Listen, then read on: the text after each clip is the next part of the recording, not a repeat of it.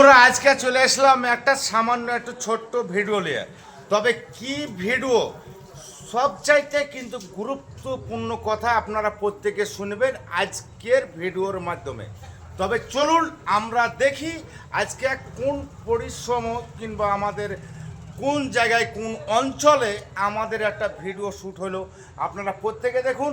তবে আজকে কোন জায়গাটায় আসলাম, আজকে চলে এলাম আমাদের এই যে দেখতে পাচ্ছেন আমাদের সেটা অঞ্চল সভাপতির কাছে। তো যাই হোক, আমাদের এখানে দেখতে পাচ্ছেন কীভাবে ভোটটা দিবেন সেটাও কিন্তু আপনারাকে ভিডিওর মাধ্যমে দেখাচ্ছি। এটা দেখতে পাচ্ছেন এক নম্বর এখানে দেখা যাচ্ছে 1 নম্বর আপনার জোড়া ফুল চিহ্নে ভোটটা আপনারা অবশ্যই দিবেন। তবে আমাদের এই জায়গাটায় চলে এলাম ভাই আজকে রেকাবদার কাছে। তবে রেকাবদা কিছু বলবে, আপনারা গুরুত্বপূর্ণ কথা আপনারা অবশ্যই একটু শুনবেন।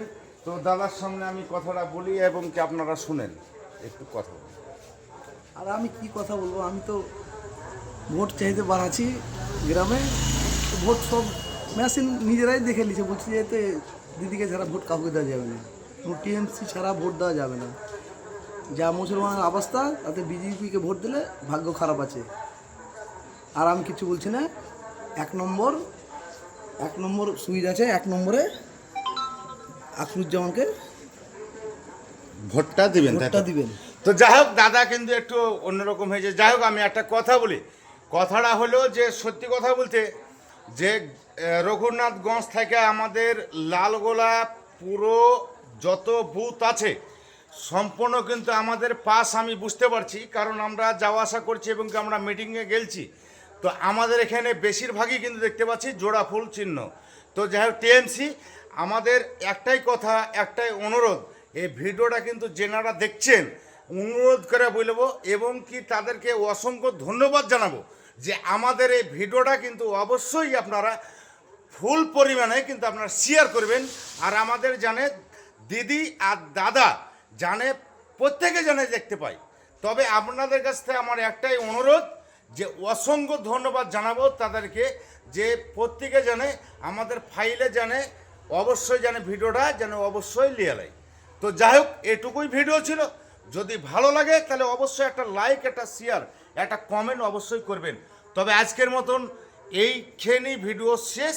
আর প্রত্যেকে যদি মনে করেন যে ভিডিও ভালো লাগলো, তবে একটা লাইক, একটা শেয়ার, একটা কমেন্ট আর একটা প্রত্যেকে ফলো করবেন চ্যানেলটা। তবে আমাদের 26 তারিখের মধ্যে কমপ্লিট যে কোনো কাজ। আর যদি মনে করেন যে আমাদের এই যেসব নামগুলো নাই আমাদের মানে ইয়েতে মানে ভোটার লিস্টে, সেসব নামগুলো যেন অবশ্যই 21 তারিখের মধ্যে যেন ফাইনাল যেন রেডি হয়ে যায়। দিদি এবং কি দাদা, যে কোনো দাদা কিংবা আকরুল জামাল দাদাকেও বলছি, তাতে আমরা রিকোয়েস্ট করব যেন আমাদের নামগুলো যেন অবশ্যই আসে। আর আমরা দেখতে পাচ্ছি নাম যদিও না থাকে তাও কিন্তু আমরা জিতবো, এটা 100% গ্যারেন্টি। ওকে।